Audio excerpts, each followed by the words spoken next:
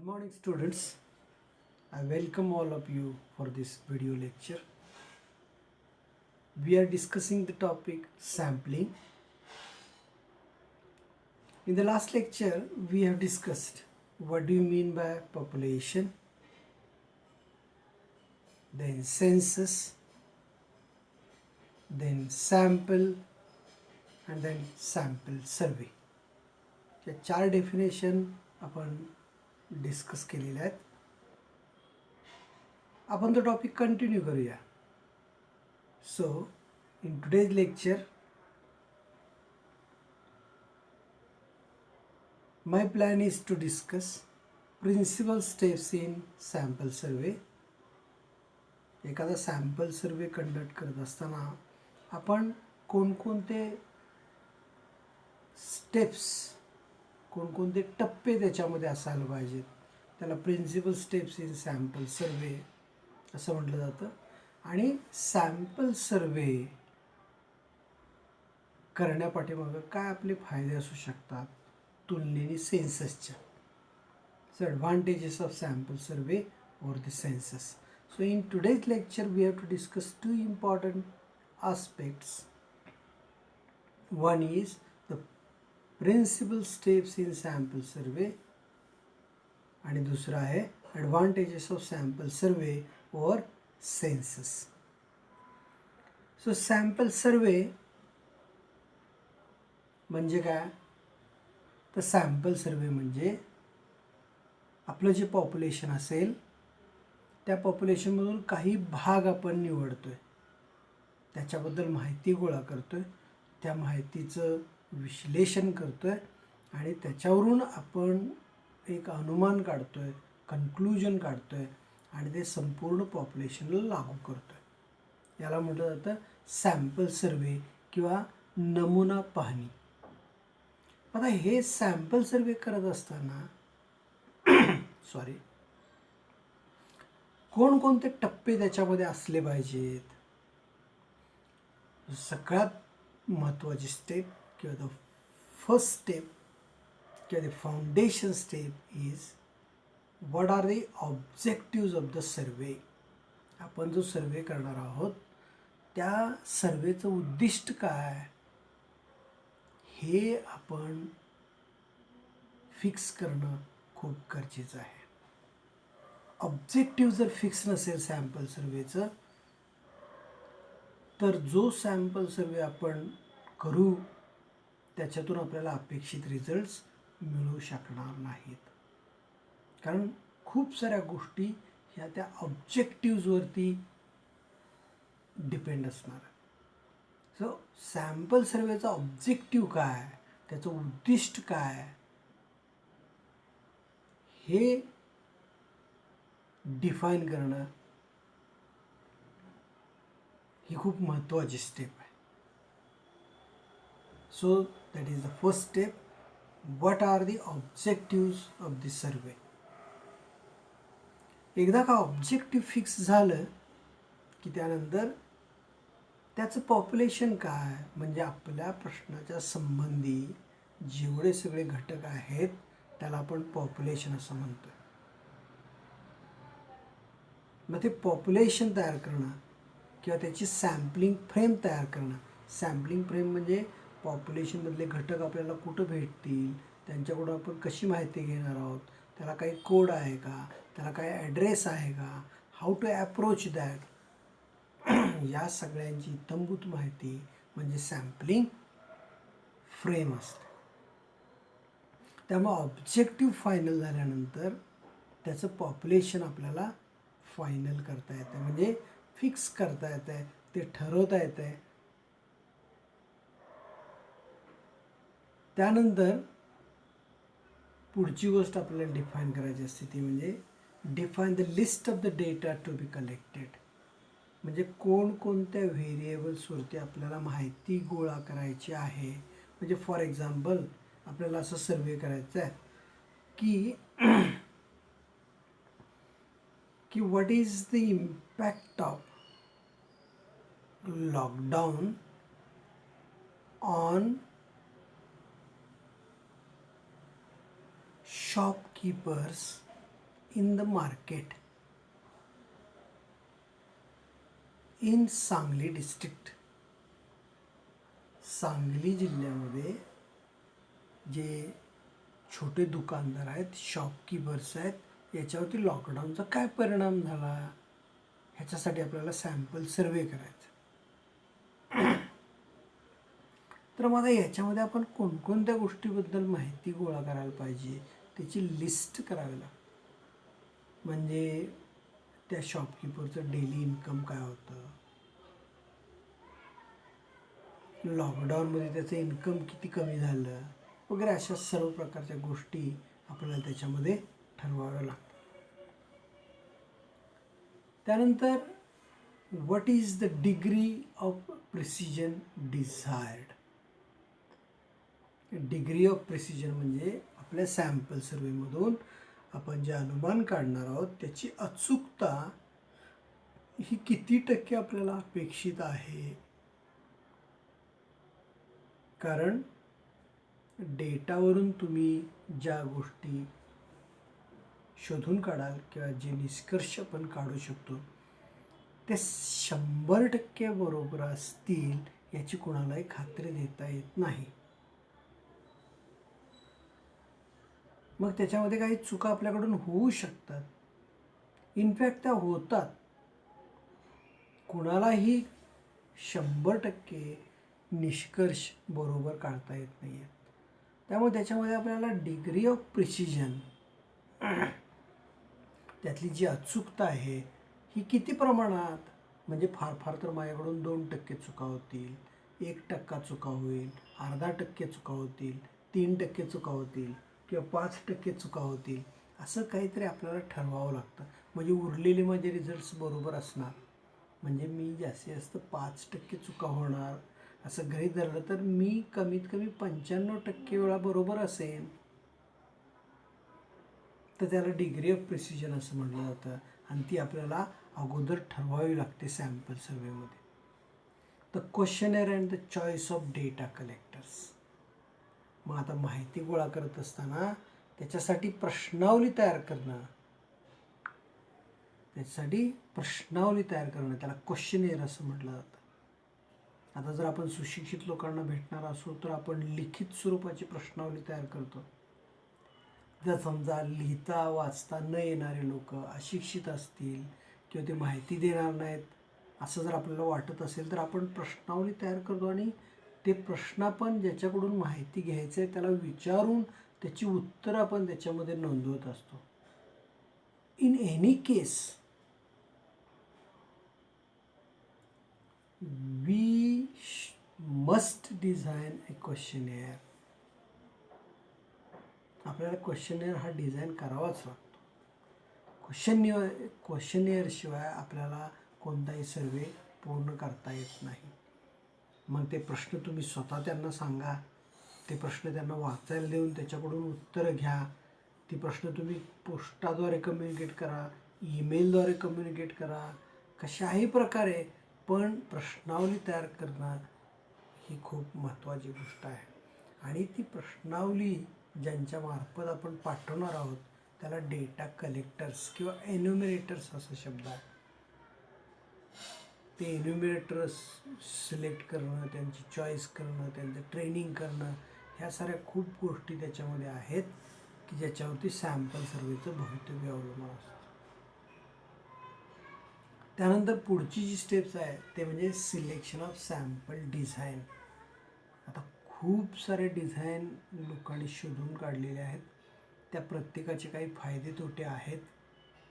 कोणत्या परिस्थितीमध्ये कोणती डिझाईन वापरणं जास्त सोयीस्कर आहे याचा सर्व अभ्यास करून आपण कोणती डिझाईन आपल्या सॅम्पल सर्वेसाठी ॲक्सेप्ट करायची, ॲडॉप्ट करायची ते आपल्याला ठरवावं लागतं. So the selection of sample design is one of the important step in a sample survey. त्यानंतर आपण जो सर्वे हा संपूर्णपणे डिझाईन केलेला आहे, त्याचे ऑब्जेक्टिव्ह ठरवून, त्याचं सॅम्पलिंग फ्रेम तयार करून, त्याचं क्वेश्चनेअर तयार करून, त्याची desired precision, degree of precision, हे सर्व आपण तयार केलं, सॅम्पलिंग डिझाईन ठरवली आता काय करावं लागतं आपल्याला, तर ते टेस्ट करायला लागतं. हा डेटा कशा पद्धतीने आपल्याला मिळतो आहे, त्याला आपण पायलट सर्वे असं म्हणतो. पायलट सर्वे म्हणजे मुख्य सर्वे हा कशा प्रकारे होऊ शकतो ह्याची एक चाचणी असते, की त्याला प्री टेस्ट असं म्हणतात. म्हणजे आपण केलेल्या गोष्टीची ट्रायल करून पाहणं, तो पायलट सर्वे करायचा. आणि त्याच्यामध्ये जर काही चुका राहत असतील तर त्या दुरुस्त करायच्या, चुका सुधारून घ्यायच्या. या मागच्या सगळ्या स्टेप्समध्ये कुठं कुठं काय लॅक्युना राहतोय, त्याच्यामध्ये काही चुका राहतात, काही कमतरता राहते, ती शोधून काढून आपलं टोटल डिझाईन सर्वेसाठी रेडी करायचं. त्यानंतर ऑर्गनायझेशन ऑफ फील्ड वर्क, म्हणजे आपल्याला प्रत्यक्षात फील्डमध्ये जाऊन डेटा कलेक्ट करायचा असेल. म्हणजे आता जसं मी उदाहरण तुम्हाला सांगितलं की लॉकडाऊन पिरियडचा शॉपकीपर्सवरती काय परिणाम झाला आहे, तर मला प्रत्यक्षात बाजारात जावं लागेल, दुकानदारांना भेटावं लागेल, म्हणजे त्यांच्या दुकानामध्ये भेटावं लागेल किंवा त्यांच्या घरी भेटावं लागेल. म्हणजे थोडक्यात मला बाहेर पडून फील्डमध्ये जाऊन काम करायचं आहे. मग त्यासाठी आपल्याला काय करावं लागतं, त्याचं नियोजन करावं लागेल, त्याचं ऑर्गनायझेशन आपण कशा पद्धतीने करणार आहोत ते आपल्याला ठरवावं लागेल. आणि त्यानंतर एकदा का हा डेटा मिळाला की त्या डेटाला समराईज करणं, म्हणजे तो डेटा चांगल्या पद्धतीने मांडून घेणं, संक्षिप्त पद्धतीने लिहिणं आणि त्यानंतर त्याचं ॲनालिसिस करण्याचा भाग, ही स्टॅटिस्टिकल स्टेप आल्या त्याच्या. Summary and analysis of the result. आणि एकदा का त्याचे काही रिझल्ट्स कन्क्लुजन आपल्याला मिळाले की ते काय करायचे, आपण ते पब्लिक करायचे, make it open to the public, publish करणं त्याला म्हणतो आपण. इतरांसाठी ते रिझल्ट्स खुले करायचे, म्हणजे जेणेकरून भविष्यात अशा प्रकारचा सर्वे करणारे लोक आहेत ते त्याचा आधार घेतील. So publish results for future survey. तर कोणत्याही सर्वेमध्ये साधारणतः अशा या 10 स्टेप्स असतात आणि या 10 स्टेप आपल्याला वर्कआउट करून सर्वे आपल्याला डिझाईन करावा लागतो. Okay, so we have seen this 10 steps. आता ह्याचं आणि काही डिटेलिंग प्रत्यक्षात सॅम्पल सर्वे करत असताना करावं लागते. पण अशा प्रकारचा सर्वे कंडक्ट करणं हा आपल्या अभ्यासक्रमाचा भाग नाही आहे. पण सर्वेमध्ये साधारणतः काय स्टेप्स असतात हे त्यावरून तुमच्या लक्षात येईल. त्यानंतर पुढचा भाग आहे तो म्हणजे advantages of sample survey over census.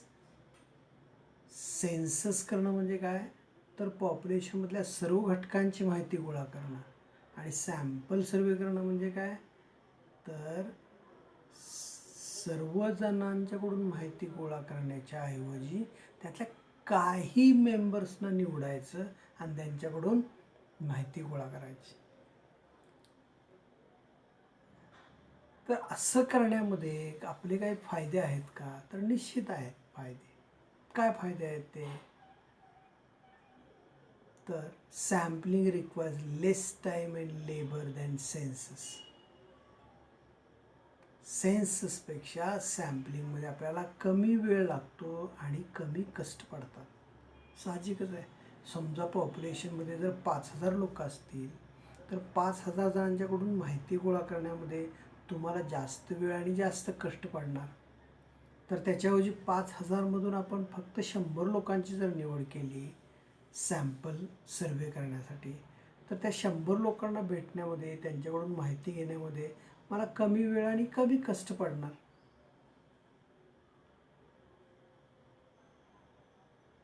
त्यामुळं माहिती आपण कमी वेळात कमी कष्टामध्ये गोळा करू शकतो. आणि माहिती कमी असल्या कारणाने त्याचं ॲनालिसिससुद्धा आपल्याला वेगाने करता येऊ शकतं. The sampling results also can be analysed much faster. त्यानंतर sampling usually results in reduction in cost in terms of money and manpower. म्हणजे सॅम्पल सर्वे केल्याने आपल्या एकूण खर्चामध्ये खूप बचत होते. Reduction in cost in terms of money, मग ती बचत पैशाची असेल किंवा मनुष्यबळाची असेल म्हणजे सेन्सस करण्यासाठी तुम्हाला 50 व्यक्तींची गरज असेल तर सॅम्पल सर्वे आपण 5 व्यक्तींच्या मदतीने पूर्ण करू शकतो. म्हणजे त्या ठिकाणी आपली बचत झाली. तर total cost of the sample survey is expected to be much smaller than complete census. Complete सेन्ससचा जो खर्च आहे त्याच्यापेक्षा खूप कमी खर्च, मच स्मॉलर दॅन, खूप कमी खर्चामध्ये आपण सॅम्पल सर्वे कंडक्ट करू शकतो. There is generally a greater scope in a sample survey than in census. म्हणजे काय होतं पहा की सेन्ससमध्ये आपल्याला सर्वांच्याकडून माहिती गोळा करायची असते, त्यामुळे तो खूप मोठा व्याप असतो. आणि त्यामुळे काय होतं की एखाद्या गोष्टीची चौकशी करण्यामध्ये आपल्याला लिमिटेशन आहेत. म्हणजे एन्युमिनेटरला सांगितलं की आज तू 2000 लोकांना भेटून त्यांच्याकडून माहिती गोळा करायची, तर तो ही विल रश इन, म्हणजे तिची खूप गडबड होईल आणि तो काय करेल, फटाफट कामं उरकायचा प्रयत्न करेल. तर त्याला सांगितलं की फक्त तो आज 20 लोकांच्याकडून माहिती गोळा करायचं आहे, तर सरळच आहे, तो काही गोष्टीची डिटेल्ड एन्क्वायरी करेल. So some enquiries may require highly trained personnel and specialised equipments for collection of data. म्हणजे कधी कधी एखादी माहिती गोळा करत असताना आपल्याला काही उपकरणांची गरज असते, प्रशिक्षित लोकांची गरज असते. तर मग सॅम्पल सर्वेमध्ये काय होतं, सेन्ससच्या तुलनेमध्ये कमी मनुष्यबळ असल्याकारणाने आपण चांगल्या लोकांना रिक्रूट करू शकतो. चांगल्या लोकांना सर्वेमध्ये इन्क्लूड करून त्यांच्याकडून ती माहिती आपल्याला कलेक्ट करता येते. In some cases a complete census is ruled out by the nature of the population. म्हणजे कधी कधी पॉप्युलेशन हे इनफायनाईट असेल. म्हणजे आता उदाहरणार्थ आपल्याला जंगलात एखादा सर्वे करायचा असेल, तर जंगल हे जर आपल्यासाठी पॉप्युलेशन असेल तर त्याचं काही सीमा आपल्याला माहीत नसतात. It is an infinite population, तिथं आपण सेन्सस करूच शकत नाही आहे. मग इनफायनाईट पॉप्युलेशन असेल तर आपल्याला सॅम्पल सर्वेशिवाय पर्याय नसतो. A sample survey gives data of better quality than complete census. साहजिकच आहे, कमी लोकांच्याकडून आपण माहिती गोळा करत असल्याकारणाने ती जी माहिती आहे, तो जो डेटा आहे, त्याची क्वालिटी ही चांगल्या प्रकारची असू शकते. If the population is too large, for example trees in a jungle, fishes in a pond. म्हणजे आता उदाहरणार्थ एखाद्या शेतकऱ्याने फिश पॉन्ड तयार केला असेल, म्हणजे मत्स्योत्पादन ज्याला आपण म्हणतो, मासे पाळण्यासाठी, म्हणजे शेतात तळं जे असेल, शेततळं तयार करून त्याच्यामध्ये काही लोक माशाचं पैदास करतात, मत्स्योत्पादन ज्याला म्हटलं जातं. मग आता एखाद्या तळ्यामध्ये मासे त्यांनी सोडले, आता त्यांची वाढ होणार, त्यांचं पॉप्युलेशन नॅचरली वाढत जाणार आणि ज्यावेळेला ते विकायची वेळ येईल त्यावेळेला त्याच्यामध्ये किती एकूण मासे आहेत ह्याचा अंदाज कसा येईल, माहीत नाही आपल्याला. Population is too large. मग तिथं सॅम्पलिंग करण्याशिवाय आपल्याला पर्याय नसतो. आणि मग सॅम्पलिंग करून त्याची कॉस्ट ठरवली जाते. म्हणजे ते शेततळं किती पैशाला खरेदी करावं, व्यापारी त्याच्यावरून ते ठरवत असतं. So sampling is the only option in such cases. If testing is destructive, म्हणजे ज्यावेळेला आपण एखादी गोष्ट तपासून पाहतो त्यावेळेला ती वस्तू जर नाश पावत असेल, म्हणजे for example breaking strength of a chalk चांगल्या क्वालिटीचा आहे की नाही ते बघण्यासाठी मी मोडून पाहिला, खडू मोडला, तो बाजारात आता कोणी विकत घेणार नाही मोडलेला. इलेक्ट्रिक बल्ब, त्याचं लाईफटाईम म्हणजे तो किती काळ चालणार आहे, तो त्याचं लाईफटाईम संपलं म्हणजे तो युजलेस झाला ना, डिस्ट्रक्टिव्ह. मग असं डिस्ट्रक्टिव्ह सॅम्पलिंग असेल, टेस्टिंग असेल, त्याला आपल्याला सॅम्पल सर्व्हिसशिवाय पर्याय नाही. तयार केलेल्या सर्व वस्तू आपण काय तपासून पाहू शकत नाही आहे. सो अशा केसमध्ये सॅम्पलिंग आपल्याला वापरता येतं. असे खूप सारे फायदे सॅम्पल सर्वेचे आहेत फॉर दी सेन्सस, आणि त्यामुळं खूप लोक सॅम्पल सर्वेचा आधार घेत असतात माहिती गोळा करण्यासाठी. So in today's lecture, we have discussed what are the principal steps in a sample survey and what are the advantages of sample survey for the census. Okay, so we'll stop here. See you till the next lecture. Thank you.